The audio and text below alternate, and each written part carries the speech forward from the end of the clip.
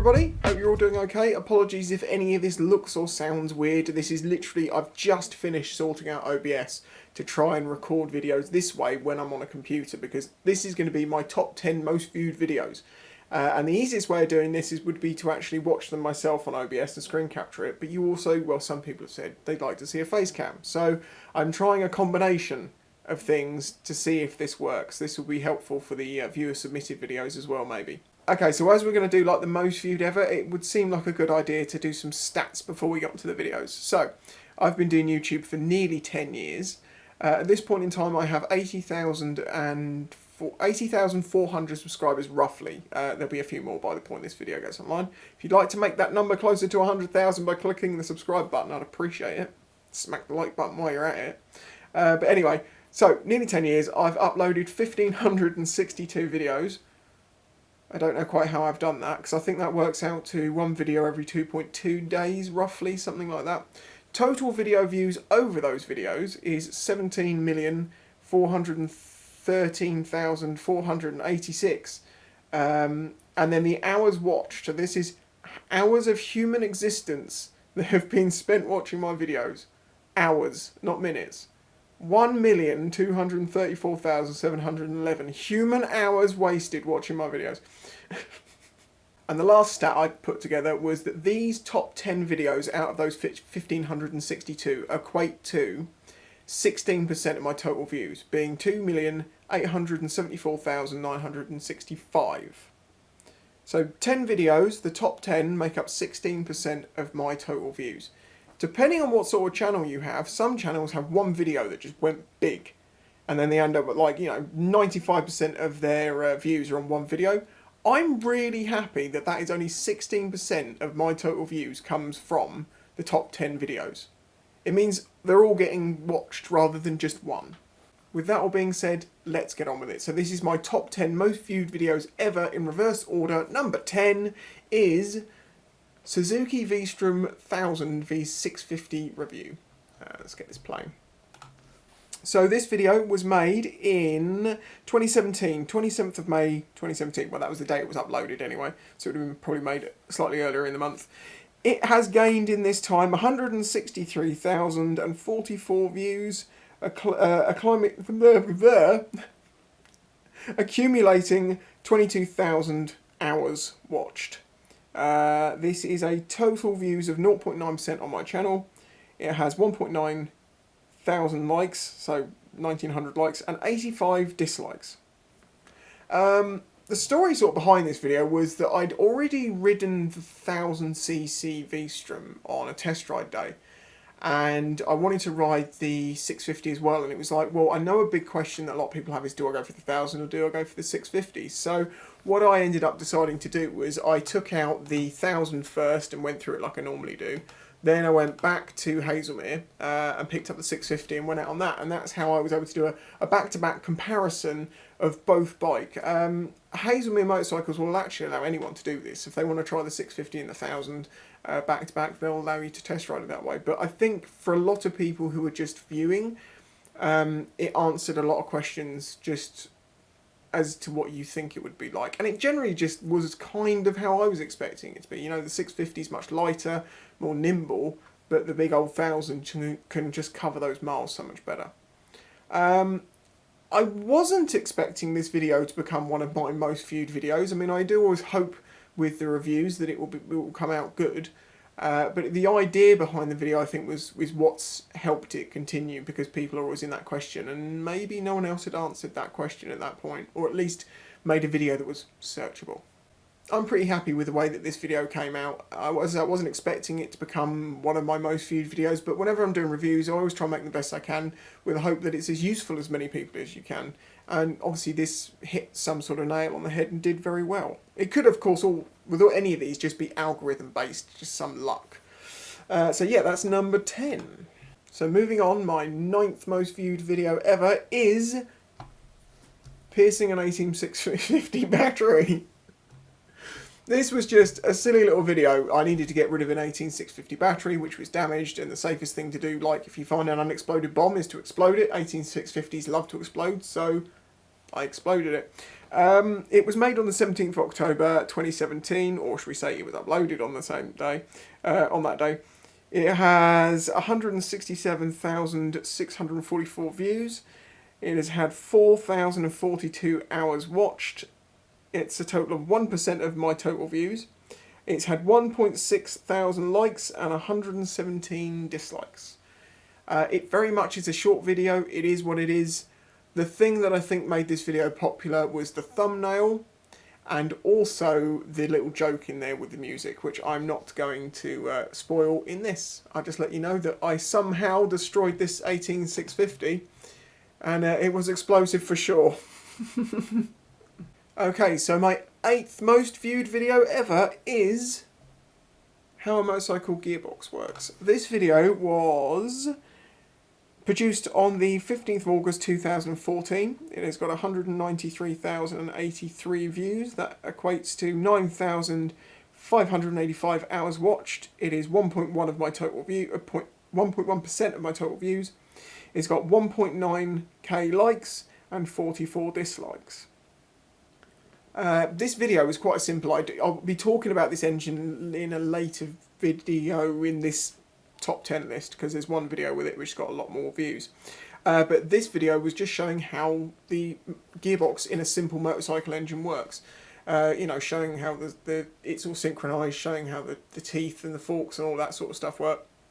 Watch it if you want to know. But yeah, I'm really pleased with the way this one turned out. With all my explanation videos like this, I aim to do it as basically and as simply as I can, to just get the basic idea of how something works over to someone. Because I believe that once you know how something works, then you know why something's broken. Because you're like, well, that's that, and then you can work it out. So it's really important to understand how your bike works, to be able to fix it, to be able to diagnose a problem, things like that. So that's what the idea of this video was. So if you want to learn about motorcycle gearboxes, watch the video. So my 7th most viewed video ever is Motorcycle CBT What to Expect. I'm really happy this one did well, because this video has got, and I'm not kidding, hundreds of people through their CBTs. A lot of people are like, this video really helped. Read the comments if you want to know. So this was uploaded on the 17th of September 2016. It has 196,829 views. It equates to 16,602 hours watched, which is 1.1% of my total views. It has 3.2k likes and 74 dislikes. Much nicer amount of likes on this, considering it's got, you know, we're into the hundreds of thousands of views and we're only just managing to get 3.2 thousand likes. People really don't hit the like button. As you know, a long while ago, I suddenly decided it was time to start making videos that I would have liked to have seen explained in a way that I would have liked them explained when I was starting out riding, answering every question you have. So it's like a series of videos that you can start watching, and if you watch through to the end, it's going to answer pretty much everything you need to know about CBT and everything involved in that, insurance along the way, how to do particular things on bikes, tips for riding a bike, all that sort of stuff. That entire playlist, which is called like Tips for New Riders, is about 43 videos long. That playlist, as I say, has got a lot of people on two wheels, and I'm very proud of that. So, as this video, which is part of that playlist, has found itself here, it's good. I'm very proud of it. In the video itself, I basically just, you know, explain what happens in a CBT, what you should expect, and how to do things. A lot of it is sat talking, but I do some demonstrations as well. This would have been better if I'd had a third camera, but then again, no, it would have been better if I had a third camera. So my 6th most viewed video ever is no fuel gauge, no problem. This got some hate. Right, so this was released on the 18th of February 2014. It's got 241,109 likes. Views. I wish I had that many likes. 6,053 hours watched, which equates to 1.4% of my total views. That's going to confuse things. I should have had those columns the other way around. It's received... This stands out amongst all the other ones, right? It's received 682 likes and 476 dislikes. Why is this video so disliked? Because people don't believe me. Basically, I've ridden bikes, you know, my 125s never had fuel gauges. They didn't have fuel lights. You did have a reserve tap to use. First two bikes had that. My DRZ is exactly the same. It's got a fuel tap on it, but it's got no fuel light on it.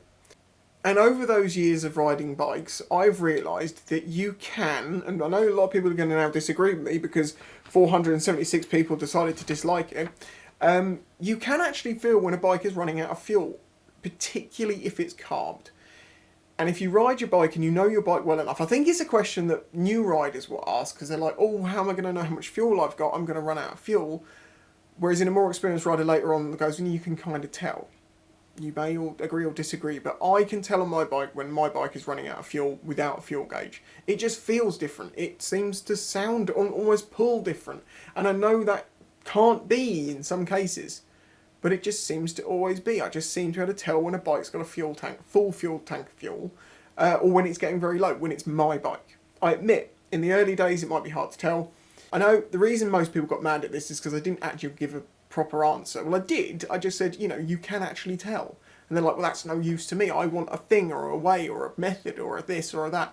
Fit a fuel gauge is the answer, you know, if you want to know. But the truth is, what you do is you use your reserve tap, which means that, you know, you put it on normal tank, use your fuel. When the fuel gets to the height of that tube, it's going to start stuttering. You put it to reserve, which is slightly shorter than that one. So it's like down here, you get this much extra fuel and you can get to your petrol station. But you'll tell that you're that close to reserve way before then. It will just feel totally different. The other way is that you obviously use your trip, or you just remember how many miles it was on, learn how many miles your bike can do before fill-ups, and then just do it that way. Wow, I forgot about that ending. Anyway, the next video. So now we're into the top 5, and at number 5 is limitations of a 125cc motorcycle. Now this video is old. This was uploaded the 13th of July 2012. It's got 249,229 likes. That equates to 13,341 hours of human life spent watching it, and it's 1.4% of my total views. It got 2,100 likes and 123 dislikes. This video is basically talking about what 125cc's as general can't do. And at the time of recording this, I'm on a 125cc Chinese bike, and look at me. I'm flying along doing about 75. Because the old Euro 4 carbed bikes, 125s, they could do that. They were capable of doing that. This road also caused me a lot of trouble because people kept telling me, you're not allowed to be on a motorway. That's not a motorway, that's a dual carriageway. It's two dual carriageways next to each other, and that's why it's got green signs. Anyway, so yeah, it was just sort of talking about the bits that you can't really do on a 125. And to my memory, that's just going to be sitting on the motorway. And since these days, I think that's actually, the limits of a 125 have been brought in a little bit. Okay, if you spend a lot of money, yes, then you can get a 125 that can sit at 90 mile an hour, well, 85 mile an hour. It's amazing. Yeah, I guess if you spend the money now, the bike you get is quite similar to what this was like. But if you buy a Euro 5 Chinese bike, the power difference, now they've got injection on them, it's definitely lacking, and it's lacking punch. That's why I always loved the carbed 125s, and why, God, I felt like I had to shoulder check then. Yeah, this is a video that I had, you know, this was just another video. I had no idea this would blow up like this. Blow up, it's not really blown up, but you know what I mean, comparatively. Yeah, so it is what it is. If you want to watch any of these videos, go and watch them in their entirety. At number 4, and this one is old because this is made in Movie Maker, is how to make a motorcycle backfire. This video is old. So this video was uploaded on the 20th of October 2011. It's had 263,123 views, which equates to 3,430 hours watched. And considering it's only like just over a minute long, that's, yeah, well, you can see how many views it takes. It's 1.5% of my total views. It's had 1.2k likes and 92 dislikes. Basically, this is key banging. This is on a carbed bike. It might work on injected, I'm not sure. I don't advise you do this because it could damage your engine. There is all the disclaimers, but key banging is a thing that people used to do a lot when you had carb bikes. Simply, you ride along as you were in first gear, hit the kill switch, couple of twists on the throttle to get some fuel into the system, smack the ignition back on, and it's going to basically fire the engine up instantly, and bang, you get a very, very loud explosion. The compression in that can at that point is possible that it could damage your can, it could blow your end cap off, it could damage your valves, it could do all sorts of things to your bike, so I don't advise that you do it. It was just a video saying this is how it's done, but I don't advise you do it. And people say, does this do damage your engine? I'm like, probably. But I did it for well, a lot, because I was an annoying idiot on my 125 at times. And yeah, it never had any detrimental effects that I ever noticed, but I don't say that you should go and do it. I realise I haven't really explained why I made each one of these videos too much, but then it's because they're pretty self-explanatory as to why it's there. I tend to make videos with a purpose, generally. Anyway, in at number 3 is the Suzuki Bergman 650 Executive Review. Okay, so this has had, this was uploaded on the 1st of May 2016. It's had 380,178 views. That equates to 23,583 hours watched. It is 2.2% of my total views. It's had 1.7k likes and 252 likes. But it's had a lot of hate. A lot of people didn't understand that this video has an angle, which is that at the time, I wouldn't say I was closed-minded to biking, but I was trying lots of different bikes out, but I definitely had things that I was like, I won't like that. But I've never ridden one, and I'm always like, I'm very much like, you can't say that you don't like a certain bike until you've ridden one, which is why I will ride anything to experience it, to know what it's like. I mean, I get, you won't buy one, but if you're in my position where you review bikes, review everything and anything you can, opposed to just sticking to the 1000cc sports bikes. You know, it's I think that's one of my my selling points, is that I do the 125s, I do other random bikes as well as the other stuff. You have to have a unique angle into these things. We don't all want to be a carbon copy of someone else. Anyway, I digress. Yeah, this video has had a lot of hate from people because, as I say, I didn't like these bikes to start with. And I angled this video as I was taking the mick out of it a little bit at times. You know, I'm talking about the stereotypes that people have with it. But then I allowed myself to openly just ride it and see how it was like. And by the end of the video, you see that I really like the thing. I totally get why it's there. And it was riding bikes like this that taught me that every bike has a purpose. Just because you don't like it doesn't make it a bad bike. And if you think because you don't like something it automatically becomes bad, well, it kind of sounds like your head's up your arse. So I say all bikes have a reason to exist.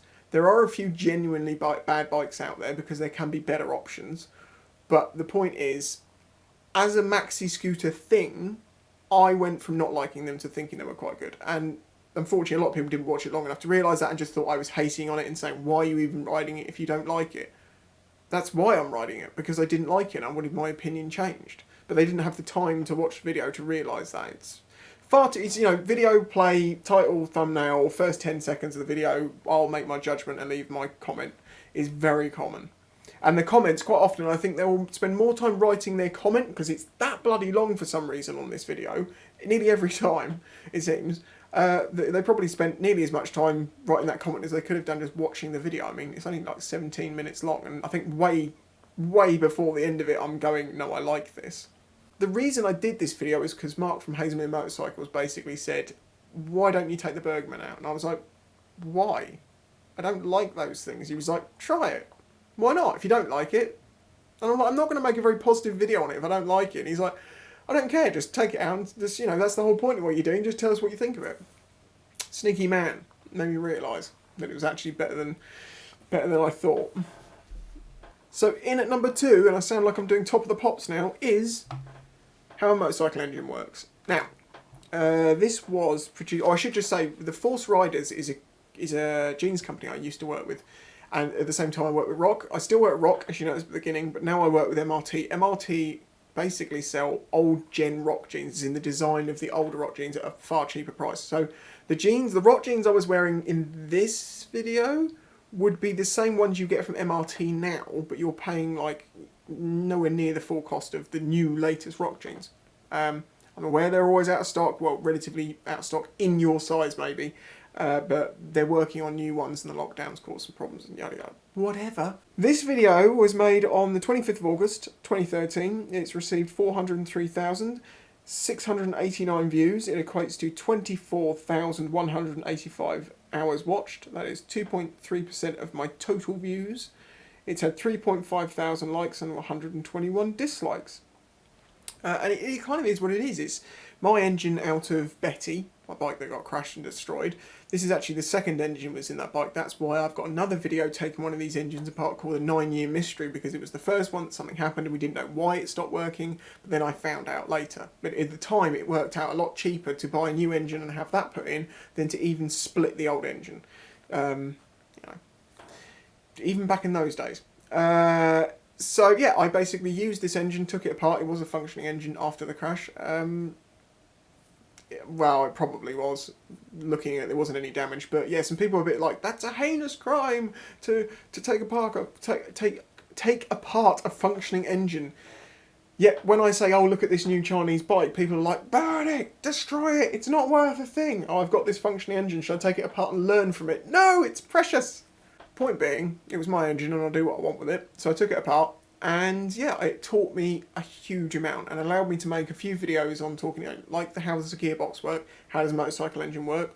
Look at the value I got out of that engine taking it apart. You know, there's, where are we? We've got 403,000 and you got nearly 600,000 views between those two. Nearly 35,000 hours of human time spent watching that engine that's been pulled apart. And also, let's not forget that I also turned quite a lot of parts out of that engine into clocks and things that I then sold. So, yeah, I think I was justified taking that engine apart. I'm very proud of the videos. I wish they were better quality and stuff like that, but it is what it is. It is what it is. Number 1, my most viewed video ever on YouTube. The video which has been seen by more people than any other video I've made by a long, long way. Well, relatively speaking. Is stealing my own motorcycle. Okay, so this was made on the 5th of August 2014. It's had 617,037 views, which equates to 32,907 hours watched, which is 3.5% of my total views. It's had 4.7 thousand likes and 323 dislikes. So basically what this video was a friend of mine bought me a lock picking kit a while ago and said, here's a skill, go and learn to pick locks. And I started learning about locks, and if you know about locks, because you watch channels that teach you about locks, you'll know that locks are actually just time things, just an amount of time. And many, many locks won't save you any time at all.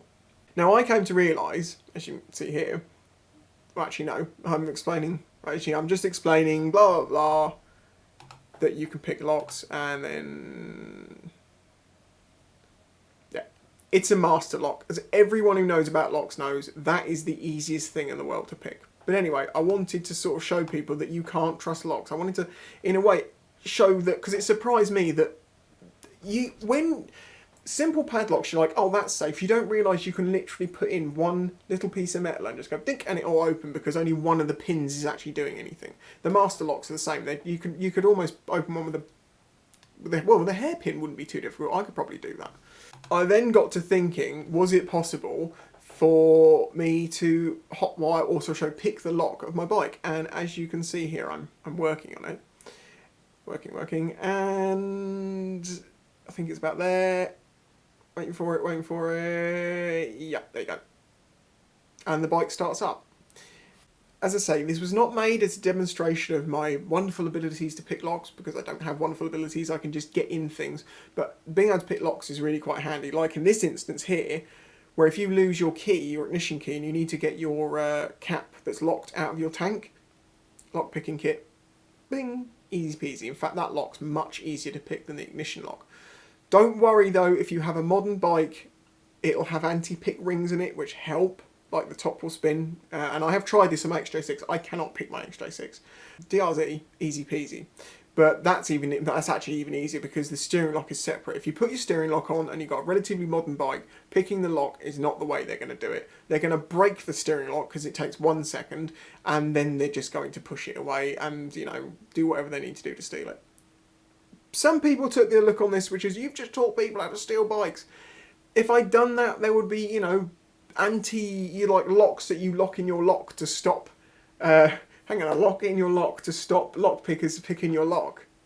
How's that going to... You just have to have multiple layers of it, like 20 of them, like a tube. It's like a lock on your lock. I put locks on your locks. The idea of the video for me was just to kind of highlight that you need to use secondary sources of security. Don't just trust your bike locks. Use chains, use stuff like that. That was the main point of it.